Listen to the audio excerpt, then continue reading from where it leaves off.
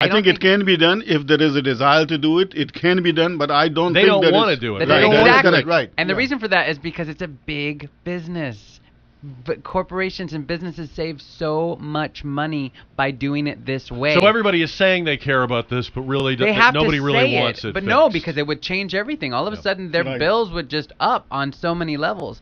And I was really trying not to bring this up, but I don't know how many people out there have seen the new film Machete.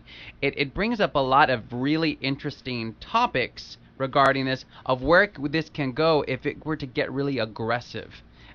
Because you have so many people who have been here for a while. You have, with globalization, this kind of grassroots organization thing, it's not just with the Tea Party. It's starting to have spin-offs in so many ways. Right. I would hate to see a gangster-style, like, mafia thing come up as a result of a defense system to keep our lifestyles. I say ours because I'm Mexican American. But that's happening now. Yeah. Smuggling is an organized crime activity. I think it can. I think there is room for it to get more aggressive, and I think the more we push the issue, as that's the direction we're going, I think that's going to be born eventually. We've got a lot more Gang of Four coming up, and a lot more Jack Riccardi 10 to 1, including later in our show today. You never let your kids do this, but your parents used to let you do it. We'll find out what that is after 12 on News Talk 550 KTSA. KTSA News Time, 11:28. Here we are, the weekend. It's Gang of Four, Jack Riccardi 10 to 1. On our gang today, Dan Rivas, Dr. Masarrat Ali, and Jade, Esteban, Estrada. We need some kind of title for you. I can just be your stand-up comic for the day. And the birthday boy, I like the birthday boy thing. You are the birthday boy. It's like it's a limited term. I gotta ask. Is it all right if I ask? Sure. Are you wearing glitter? Oh, see, yeah, I am. It's only because it's hard to come off. You know, Karen, I thought... Karen was looking at me. She's all like... I thought maybe he just looks better to me today than usual. No, I just glow. Yeah. I have a political glow about me. Are you wearing glitter? Yes, I did my show last night at the Overtime Theater, Icons, the Lesbian and Gay History of the World, Volume 4. And I play Plato, Alan Turing, Virginia Woolf. I play Freddie Mercury, Dustin Lance Black, and Dr. Evelyn Hooker. And that Alan Turing wore a lot of glitter. Oh, I love him. He did. His spirit was very glittery. But my point is that I have like I can't change my face, so I just kind of have like a show businessy face, and then I change all the characters throughout the show. But the one disadvantage is if I have a show that doesn't require glitter, like the Jack Riccardi show, Gang of Four, I do get questioned. I do get questioned. I'm going to start I forget. I'm going to start requiring glitter. I think everybody should wear glitter when they come in here. I think he's lying. I think it's stripper glitter. Well, you get stripper glitter on, you can't get it off. Do you have extra glitter for Dan? I actually have some in my bag. And your color as well. Could you my color? My color? Yes. Could you glitterize There's a him? science to it. All right. Well, we had a guy this week convicted. This is the first time locally this has happened. He was a Via driver. You probably have seen the video. It went all over the world. He was driving a Via Transit bus while texting.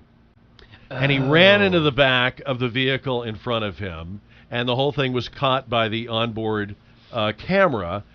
He has been convicted of reckless driving, and now they're going to sentence him in November. And obviously people want to make an example of, here's a guy driving a publicly owned vehicle, supposed to be transporting other people, and he's texting while he's driving. Of course, we've also had people driving trains who were texting while driving. But I'll tell you what, I think I'd rather have somebody texting than doing what this guy in Portland, Oregon was doing. Take a listen to this story. A TriMet bus driver pulled off his route and placed on leave after passengers saw him using a Kindle. And it was caught on camera. One of the passengers shot this video of the driver using the Kindle. You can see him touch it. It's right underneath the steering wheel. The bus was rolling down I-5 through the Terwilliger curves. TriMet calls it unacceptable and is investigating. He was reading a book. Kindle is an electronic reader. You're reading a book on Kindle. Wow. I'd rather have the text message, Dan. That's short, at least. What if it's a really good book? Wow. I mean, what next? Why don't you just hold a television on your lap? Yeah. What is it? I mean, really? Welcome to the 21st century. Unbelievable. Little distracting. So please text while you're driving, as opposed to reading a book. All right, this is a very bizarre twist in a story that's been weird from the start. It turns out that woman in Washington State, Bethany Storrow, who had told a story of a woman coming up to her on the street. She's a very pretty young girl.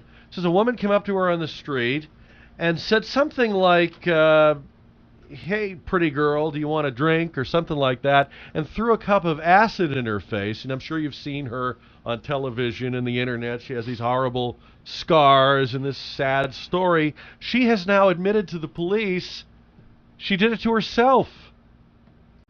Wow. I don't get it.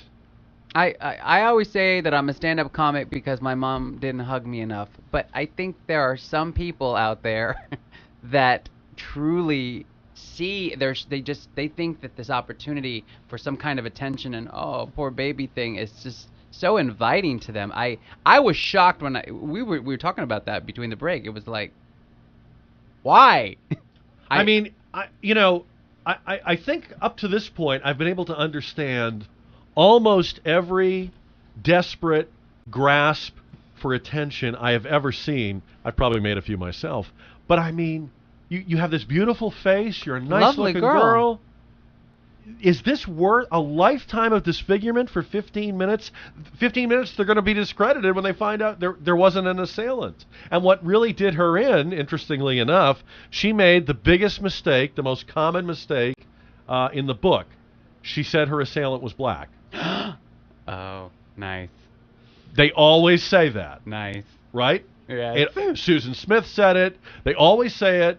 And that's what always trips them up in the end. Nobody could find the assailant. There were no witnesses to the attack. Wow. So crazy.